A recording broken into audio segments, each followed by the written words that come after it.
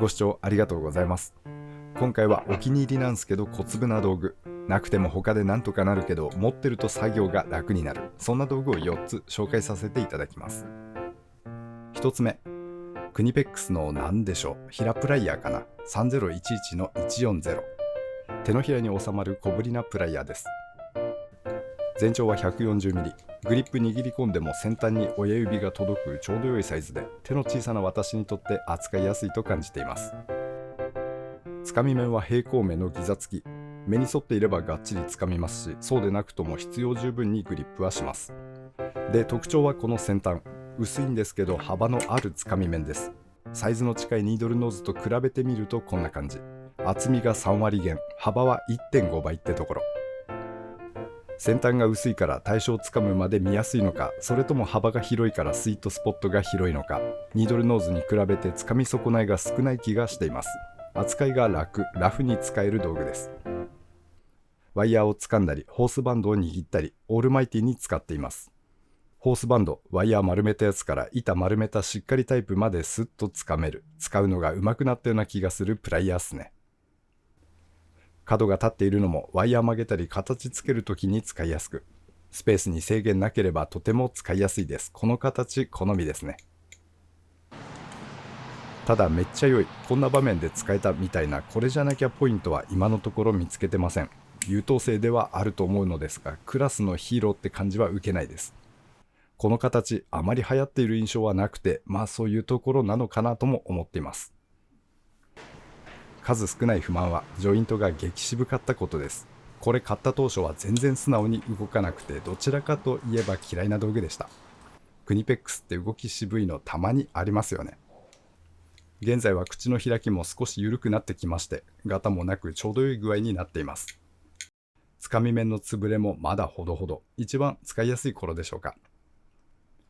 クニペックスのこういう風変わりなよくわかんないシリーズ、テレフォンプライヤーなんかが有名ですが、一見奇抜でも使いやすいのも結構あったりしますので、それを探すのも楽しいんです。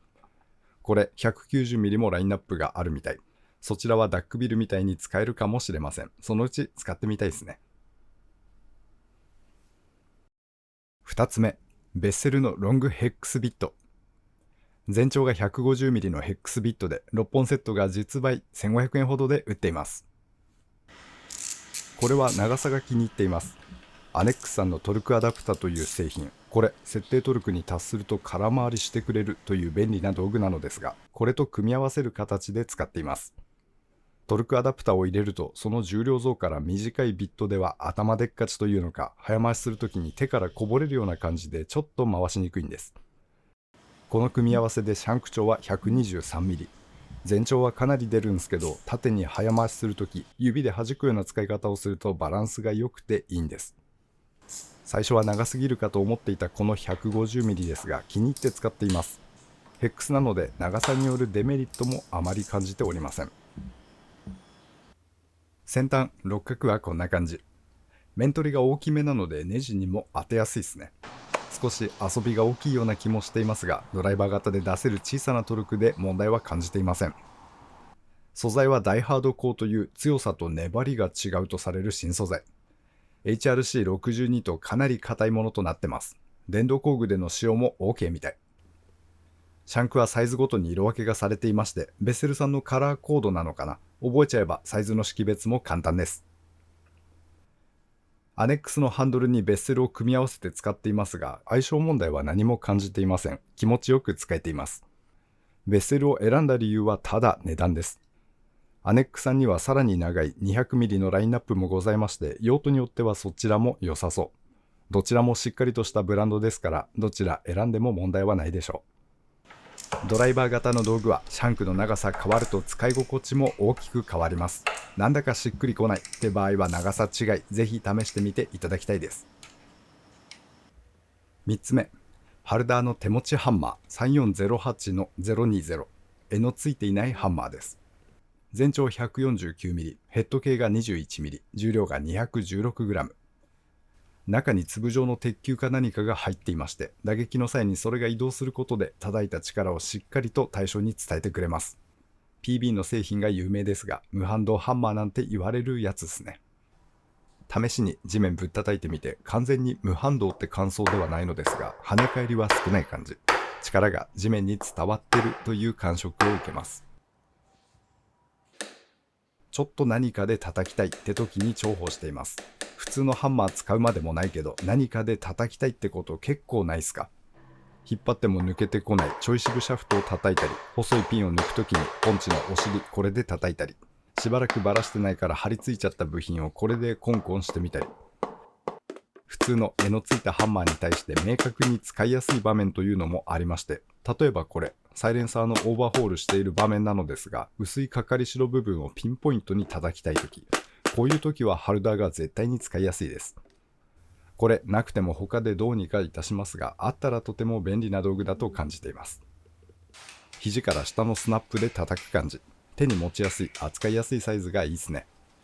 これをエクステンションのように使ってハンマーで叩くという使い方もあるみたい。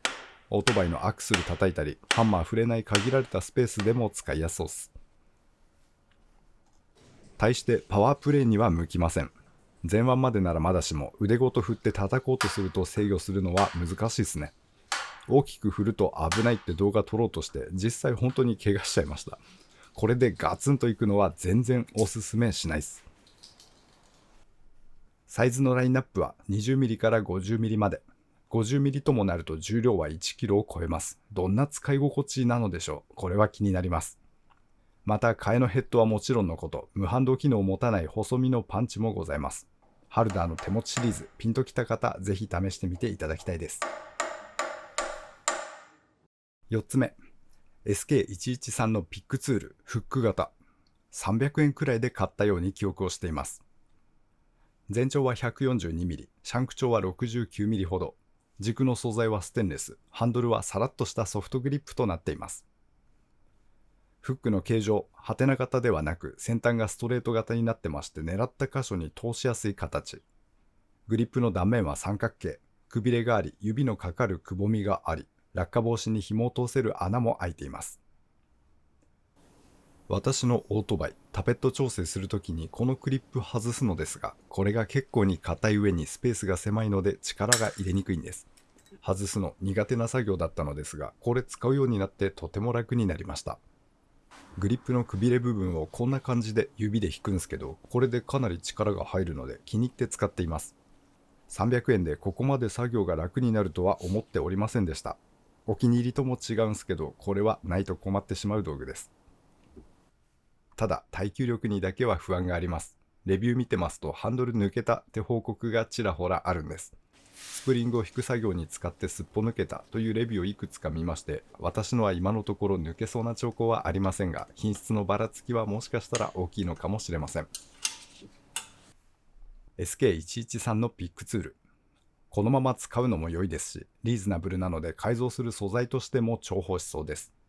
定番の4形状がラインナップにございます。バラ買いができるというのも強みっすね。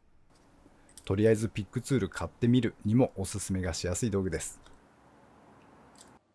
今回は4つをまとめての紹介となりました。一つ一つ紹介の時間は短くお伝えしきれないこともございますが、どれもおすすめがしやすい道具です。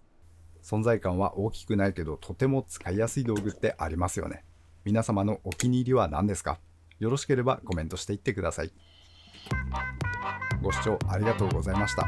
当チャンネルではこんな感じに道具の紹介をしております。お時間許しましたら他の動画も覗いていってみてください。皆様には再びお会いできますことを願っております。それでは次回まで。See ya!